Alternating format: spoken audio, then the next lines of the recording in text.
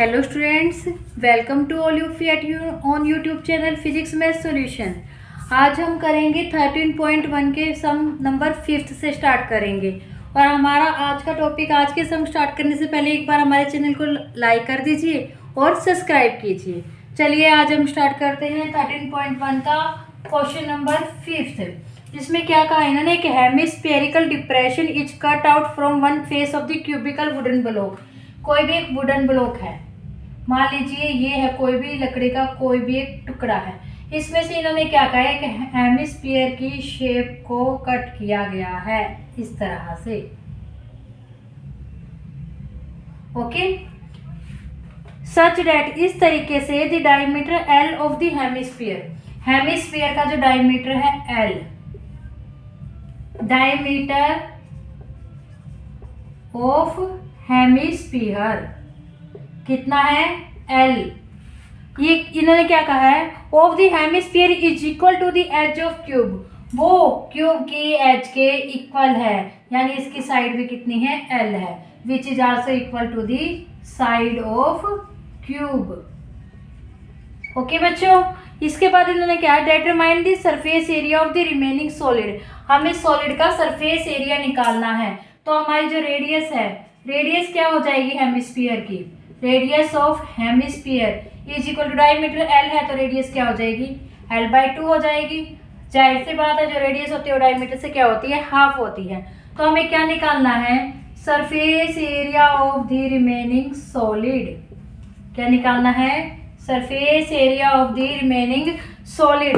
वो किसके इक्वल होएगा बच्चों, वो देखो जो हमारा ये वुडन ब्लॉक है, ये क्या है क्यूब की फॉर्म में है, इसका टोटल सरफेस एरिया लेंगे, उसके बाद हम इसका क्या लेंगे, कर्व सरफेस एरिया लेंगे।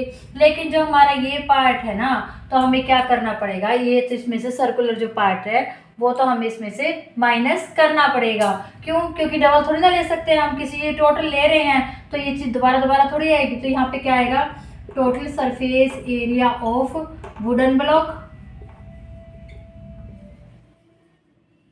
Plus curved surface area of hemisphere minus क्या होगा, area of top circular part. Okay बच्चों, इसका मतलब total surface area of wooden block किस फॉर्म में है, क्यूब की फॉर्म में है। क्यूब के टोटल सरफेस एरिया का जो फॉर्मूला होता है वो क्या होता है बच्चों, 6l² प्लस में कर्व्ड सरफेस एरिया जो हेमिस्फीयर है उसका क्या फॉर्मूला होता है बच्चों, उसका होता है 2πr² माइनस में area of the top circular part, वो क्या है सर्कल की फॉर्म में है, तो सर्कल का एरिया तो हमें पता है ये πr² होता है। 6 साइड किसके बराबर है, एल के बराबर, तो एक ही जगह हम क्या कर देंगे l² कर देंगे। इधर से हम क्या कर सकते हैं, πr कॉमन निकाल लें, इजी कैलकुलेशन हो जाएगी। तो यहाँ से क्या बच गया, 2r माइनस में r, यही बचेगा। तो यहाँ पे क्या होगा, 6l² प्लस में πr² बच जाएगा। 2πr² में से एक πr² निकालोगे तो क्या बच जाएगा, πr²। 6l² प्लस में r कितना है हमारा l/2, यानी l² डिवाइड बाई 4 हो जाएगा। आप इसका एलसीएम ले लीजिए और फिर इसको सॉल्व कीजिए। तो इसको सॉल्व करने के बाद हमारा आ जाएगा l² 6 प्लस में π/4। यहाँ से हमने l² कॉमन निकाल लिया तो ये किसके इक्वल हो गया, इसके स्क्वायर के। ओके बच्चों, ये आ गया हमारा surface area of the remaining solid. इसमें भी क्या किया, टोटल हमने इसका लिया प्लस इसका कर्व सरफेस लिया माइनस में इसका किया, जैसे कि हमने हमारे लास्ट 4th सम में किया था, सेम उसी तरीके से। चलिए बच्चों हम आगे करते हैं नेक्स्ट 6th सम। इसमें क्या कहा है, एक medicine capsule is in the shape of a cylinder. आपको पता है कैप्सूल किस फॉर्म में होते हैं, इस फॉर्म में होते हैं ना कैप्सूल।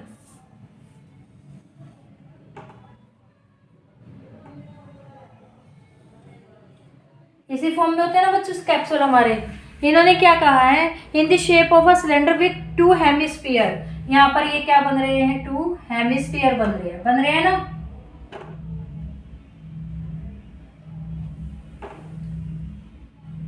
ये 2 हमारे यहाँ पर हेमिस्फीयर हो गए।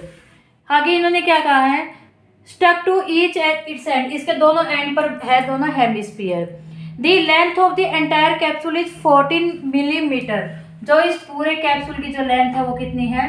14 मिलीमीटर है बच्चों। कितनी दे रखी है? 14 millimetre. And diameter of capsule is 5 millimetre. जो इसका डायमीटर है, डेट्स मीन ये पूरी जो है ये कितना दे रखा है? 5 मिलीमीटर दे रखा है। कितना दे रखा है हमारा? 5 मिलीमीटर दे रखा है। आगे इन्होंने क्या कहा है? Find surface area. हमें सरफेस एरिया निकालना है इस कैप्सूल का। सबसे पहले तो देखो बच्चों क्या दे रखा है हमें? इसकी पूरी लेंथ दे रखी है। लेंथ ऑफ कैप्सूल कितनी है? 14 मिलीमीटर। 14 मिलीमीटर है। और जो डायमीटर है वो डायमीटर कितना दे रखा है? 5 दे रखा है। अब ध्यान से देखना बच्चों, डायमीटर 5 है तो रेडियस क्या हो जाएगी? रेडियस ये जो इतना पार्ट है यहाँ से लेकर जो यहाँ तक का पार्ट है ये क्या सिलेंडर की फॉर्म में है, और यहाँ पर क्या है? दोनों स्फीयर है। दोनों के दोनों का क्या है? बेस सेम है, तो दोनों के लिए रेडियस भी क्या हो जाएगी? सेम हो जाएगी। तो वो किसके इक्वल हो जाएगी? 5/2 इज इक्वल टू 2.5। इसका मतलब जो ये इतना पार्ट है ये क्या है? ये कितना हो जाएगा? 2.5। कितना हो जाएगा? 2.5। अब अगर हमें इसके सिलेंडर की हाइट निकालनी है तो किसके बराबर आ जाएगी? Height of cylinder, cylindrical part किसके इक्वल आएगी?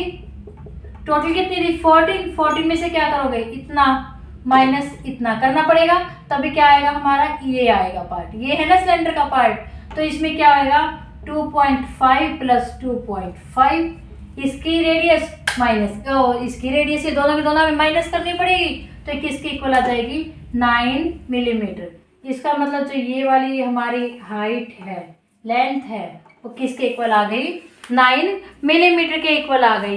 अब हमें इसमें क्या निकालना है? हमें निकालना है surface area of the capsule. वो किसके इक्वल होगा? Surface area of capsule is equal to the 2 multiply surface area of hemisphere. हमने यहाँ पे 2 क्यों लिया? क्योंकि 2 हेमिस्फीयर है हमारे। क्या है? 2 है। प्लस में surface area of cylinder, cylindrical part किसके इक्वल? सिलेंड्रिकल पार्ट के इक्वल। चलिए इसको सॉल्व कर लीजिए। जो हमारा हेमिस्फीयर है इसके सरफेस एरिया का फॉर्मूला क्या होता है बच्चों? इसके सरफेस एरिया का फॉर्मूला आता है 2πr स्क्वेयर। प्लस में सरफेस एरिया ऑफ सिलेंडर का फॉर्मूला क्या होता है? 2πrh। अब इसमें से जो कॉमन आता है वो निकाल लीजिए। 2πr हमारा क्या आता है? यहाँ से कॉमन आता है, यहाँ बच गया 2r प्लस में h।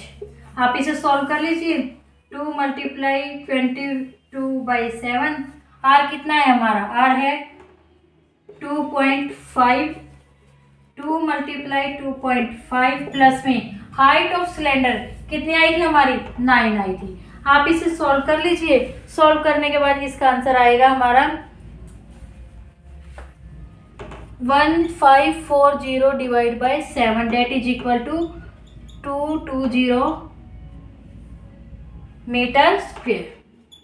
ओके बच्चों, आप इसे सॉल्व कर लेना। सॉल्व करने के बाद जब आप देखोगे तो ये आ जाएगा। ये काटने के बाद क्या आएगा हमारा? 220 यानी 220 मीटर स्क्वेयर। यानी जो हमारा कैप्सूल है उस कैप्सूल का टोटल जो सरफेस एरिया वो किसके इक्वल होगा? 220 मीटर स्क्वेयर के बराबर। बहुत आसान है बच्चों। हम इसमें देखो एक पार्ट सिलेंड्रिकल था और 2 पार्ट हेमिस्फीयर के थे। और जब हमें इसका पूरा सरफेस एरिया लेना है तो इसका सरफेस एरिया, इसका सरफेस एरिया प्लस में इसका सरफेस एरिया, इन तीनों को जोड़ दीजिए आपस में, इनका सरफेस एरिया निकाल के फॉर्मूले पुट करके, तो हमारा क्या होगा? आंसर आ जाएगा। आई होप बच्चों आप लोगों को हमारा 5th सम और 6th सम 13.1 का अच्छे से समझ में आ गया होगा। अगर कहीं पे आपको डाउट है तो कमेंट सेक्शन में कमेंट करके आप लोग पूछ सकते हैं। और अगर आपको हमारी आज की वीडियो पसंद आई है तो ज़्यादा से ज़्यादा लाइक कीजिए, शेयर कीजिए, सब्सक्राइब कीजिए और बेल आइकन को दबाइए ताकि हमारे आने वाले सम की जो नेक्स्ट वीडियो है उसका नोटिफिकेशन आपको मिल जाए और आप उसको देख सकें। Thank you.